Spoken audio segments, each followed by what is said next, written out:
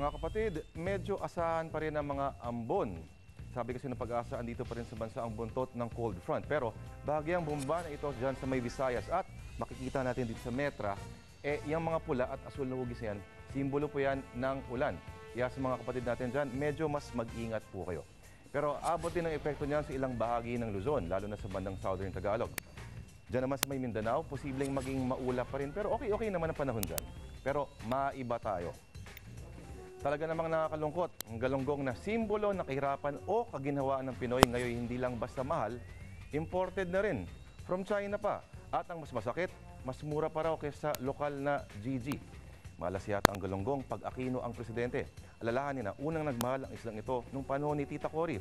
Pero wag din lang itanong kay Jambi Madrigal na tinanong noon sa 2010 presidential debates kung magkano ang presyo ng galunggong bilang pagsubok kung gaano nila kaalam ang buhay na mahirap. Ang sagot niya, hindi niya raw alam. I'm a vegetarian.